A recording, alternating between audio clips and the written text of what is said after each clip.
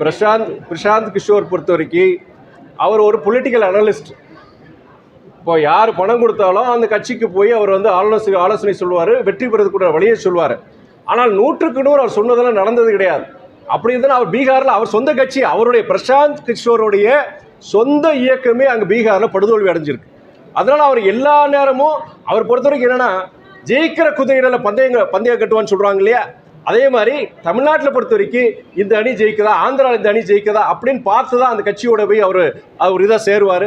அதில் பல நேரங்கள் அவருடைய அவர் சொன்ன அந்த சிலதெல்லாம் வந்து தோற்றுருக்கு, நடந்தது இல்லை.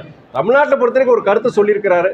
அது பொறுத்த வரைக்கும் தமிழ்நாட்டுக்கு வந்து அவர் சொன்ன கருத்து வந்து எங்களுக்கு உடன்பாடு கிடையாது, அதுக்கு நடைமுறைக்கு அது சாத்தியம் இல்லைன்னு நான் சொல்கிறேன். தமிழகத்திலிருந்து உடனடியாக திமுகவை அகற்ற வேண்டும் விஜய் சொல்லியிருக்காரு. தமிழகத்திலிருந்து உடனடியாக திமுகவை அகற்ற வேண்டும் விஜய் சொல்லியிருக்காரு. அன்பு சகோதரர் நம்முடைய விஜய் பொறுத்த வரைக்கும் ஒரு மிகப்பெரிய ஒரு நட்சத்திரம். அவர் பின்னாடி நிறைய இளைஞர்கள், லட்சக்கணக்கான இளைஞர்கள் இருக்கிறாங்க. இன்றைக்கி ஒரு அரசியல் கட்சி ஆரம்பிச்சிருக்கிறாரு, அவருடைய கொள்கை சித்தாந்தங்களை சொல்லியிருக்கிறாரு, அதை நாங்கள் வரவேற்கிறோம். அதே நேரத்தில் ஒரு அரசியல் கட்சி தலைவராக நடைமுறையில் என்ன இருக்குது, ஜனங்கிட்ட போனோம், உங்களை மாதிரி பத்திரிகையாளர்களை சந்திக்கிறோம். அதெல்லாம் அடுத்து வர காலங்களில் அவருடைய செயல்பாடுகள், அதை வச்சு தான் அவருடைய அரசியல் எதிர்காலம் இருக்குது. இதை பொறுத்த வரைக்கும் அவருடைய ஒரு எதிர்கட்சி தலைவராக, இந்த அரசாங்கத்தை எதிர்க்கிற ஒரு கட்சியின் தலைவராக அவருடைய கருத்தை சொல்லியிருக்கிறாரு. பட் அது வந்து என்னென்னா, அடுத்து வர காலங்களில் ஜனகம் தீர்மானிப்பாங்க இந்த அரசாங்கம் நல்லா செயல்பட்டுருக்கா, செயல்படையில தேர்தல் 2026 தேர்தல் வரப்போது மக்கள் அதுக்குண்டான தீர்ப்பு கொடுக்க போகிறாங்க. முக்கியமாக இந்த பிரச்சனையை பொறுத்த வரைக்கும் நம்முடைய முன்னாள் பாஜக தலைவர் அக்கா தமிழிசை பொறுத்த வரைக்கும் அவங்க ஒரு பேட்டி கொடுத்துருக்காங்க. அவங்க ஒரு சர்ச்சையாச்சு சமீபத்தில். நம்முடைய பள்ளிக்கல்வித்துறை அமைச்சர் அன்பு சகோதரர் மகேஷ் பொய்யாமணி அதுக்குண்டான நல்ல விளக்கத்தை கொடுத்துருக்கிறார். ஒரு ஜனநாயக நாட்டில் யாருவான கருத்துக்களை சொல்லலாம் இப்போது. ஆனால் அதே நேரத்தில் அரசு ஒரு கல்வி வளாகத்துக்குள்ளே போய் அந்த பிள்ளைங்கிட்ட வந்து அச்சுறுத்துற மாதிரி கோஷங்களை போடுறதோ செய்கிறதோ, ஒரு வலுக்கட்டாயமாக ஒரு நிர்பந்திக்கிற மாதிரி கையெழுத்து வாங்குறதோ அதுதான் தவறு. நீங்கள் அதே நேரத்தில் வந்து அந்த ஒரு யார்கிட்ட விட உங்கள் கருத்தை சொல்லுங்கள், கையெழுத்து வாங்க, தப்பு கிடையாது. ஆனால் ஒரு கல்வி நல வளாகத்தில் போய் அரசியல் பேசுகிறதோ செய்கிறது அது தவறு.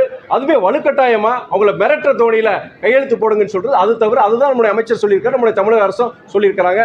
நம்முடைய அக்கா தமிழிசையை பொறுத்த வரைக்கிறேன்னா அவங்க சொல்லியிருக்காங்க, கையெழுத்து வாங்க கூட எங்களுக்கு உரிமை கிடையாதா, ஒரு ஜனநாயக நாடு, நான் இந்த பகுதியில் வாழ்கிறேங்கிறது. அவங்க கையெழுத்து வாங்கினது தவறே கிடையாது. ஆனால் அவங்க ஒரு முன்னாள் ஒரு தலைவராக இருந்திருக்கிறாங்க, பாஜகவுடைய தலைவராக இருந்திருக்கிறாங்க, முன்னாள் ஒரு கவர்னராக இருந்திருக்கிறாங்க. அவங்க அப்படிப்பட்ட முக்கியமான பதவியில் இருக்கிறாங்க. ஒரு இடத்துக்கு போகும்போது அவங்களுடைய காவல்துறை அதிகாரிகிட்ட அவங்க அதுக்குண்டான பெர்மிஷனை வாங்கிட்டு போகணும். அவ்வளோ ஒரு உயர்ந்த பதவியில் இருந்தவங்க. அவங்க அது கூட தெரியாமல் ஒரு இடத்துல போய் அவங்க கையெழுத்து வாங்கும்போது 10 பேர் வந்து கோஷம் போடுறாங்க, எதிர்த்து கோஷம் போடுறாங்க, எப்படி வந்து கோஷம் இன்னைக்கு போகல. அப்படிப்பட்ட அங்கே வந்து ஒரு அமைதிக்கிற விதத்தில் வந்து அவங்களுடைய நடவடிக்கை இருக்கும்போது காவல்துறை அவங்கள நடவடிக்கை எடுக்கிறாங்க. அப்போ அவங்க என்ன சொல்கிறாங்க, நான் என்ன தீவிரவாதியானு. இதே நான் சொல்கிறேன், தீவிரவாதியோட மோசமானவங்க மதத்தை வச்சு அரசியல் பண்ணுறவங்க. அதான் நான் சொல்கிறேன். நீங்கள் தீவிரவாதியோட மோசமாக இருக்க போய் தான் காவல்துறை இங்கே நடவடிக்கை எடுத்திருக்கு. நம்முடைய தமிழ்நாட்டில் பொறுத்த வரைக்கும் இங்கே மதவாத சக்தியில் வேரூன்றக்கூடாது. அதுக்கான தான் இந்த எங்களுடைய கூட்டணி இருக்குது, ஒரு வலுவான கூட்டணியாக இருக்கிறோம். இந்த மும்மொழி கொள்கையை பொறுத்த வரைக்கும் தமிழ்நாடு மாத்திரம் கிடையாது, எந்த மாநிலத்திற்கும் கேடை விளைவிக்கும் ஒரு இதுதான். நான் பல இடங்களில் சொல்கிறேன், நீங்கள் பாஜக காரங்க மும்மொழியை கற்றுக்கிறதுல என்ன தவறு, 3வது மொழியை கற்றுக்கிற என்ன தவறுன்னு சொல்கிறாங்க. ஆனால் நீங்கள் வட மாநிலங்கள் போனாங்கன்னா ஆங்கிலமே கூடாதுன்னு சொல்கிறாங்க, இங்கிலீஷே வேண்டான்னு சொல்கிறாங்க. அவங்க ஆங்கிலம் பொறுத்த வரைக்கும் அந்நிய மொழி, ஏலியன் லாங்குவேஜ், அது எதுக்கு நம்மளுடைய இந்தியாவில், நம்ம பாரதத்தில் இருக்கு, பாரதத்தினுடைய இங்கே இருக்கிற மொழிகள் தான் இருக்கணும், ஆங்கிலமே கூடாதுன்னு சொல்கிறாங்க. ஆங்கிலம் இல்லாத நம்முடைய வளர்ச்சி நம்ம எதிர்பார்க்க முடியுமா? நம்ம பசங்களை வந்து இங்கிலீஷே ஆங்கிலமே கற்றுக்காமல் செய்யாமல் நீங்கள் எப்படி முன்னேற முடியும்? இன்றைக்கி நம்ம பசங்க பொறுத்த வரைக்கும் தமிழ்நாட்டில் இருக்கவங்க மட்டும் கிடையாது, இந்தியாவில் இருக்க அத்தனை இளைஞர்கள் பல்வேறு துறைகள், நீங்கள் ஐடி செக்டர் எடுத்துக்கோங்க, மருத்துவத்துறை எடுத்துக்கோங்க, வணிகமாக இருக்கட்டும், இன்றைக்கி உலகத்தில் இன்றைக்கி பல துறைகளில் முதன்மையான அதிகாரிகள் இருக்கிறாங்க, அவங்க ஆதிக்கம் செலுத்துகிறாங்க. அதுக்கு முக்கியமான காரணம் நம்முடைய ஆங்கில புலமை தான். அந்த ஆங்கில புலமை ஆங்கிலமே இல்லாமல் இந்த நாடை உருவாக்குன்னு அப்படியே சொல்கிறாரு அமித்ஷா சொன்னது, அப்படியே சொல்கிறாரு. ஆங்கிலம் இல்லாத ஒரு பாரதத்தை உருவாக்குங்கிறது அமித்ஷா போன்ற பாஜக தலைவர்கள் அங்கே வட மாநிலங்களில் பிரச்சாரம் பண்ணுறாங்க. உத்தரப்பிரதேசம் சரி, பீகார்லையும் சரி, அங்கே பிரச்சாரம் பண்ணுறாங்க. ஆனால் அவங்க பிள்ளைங்க எங்கே படிக்கிறாங்க? எல்லாம் இங்கிலீஷ் மீடியம் தான் படிக்கிறாங்க. இங்கே ஒரு பிரச்சாரம் வைக்கிறாங்க இல்லையா, இந்த மாதிரி இந்தி எதுக்கிறவங்களும் அவங்க பிள்ளைங்களை வந்து படிக்கிறாங்கன்னு அதை நான் குற்றச்சாட்டு வைக்கிறேன். நீங்கள் வட மாநிலங்களுக்கு போனால் ஆங்கிலம் கூடாதுன்னு சொல்கிறாங்க, ஆனால் அவங்க பிள்ளைகள் எல்லாம் இங்கிலீஷ் மீடியம் வெளிநாடுகளை படிக்க வைக்கிறாங்க. அதனால் அவங்களுடைய பொறுத்த வரைக்கும் இன்னைக்கு நாட்டில் பல்வேறு பிரச்சனை இருக்குது, வாழ்வாதார பிரச்சனை இருக்குது, பணவீக்கம் இருக்குது. இன்னைக்கு 100 நாள் வேலை திட்டத்துக்கு 3 மாதம் சம்பளம் கொடுக்கல ஒன்றிய அரசு, மோடி அரசு.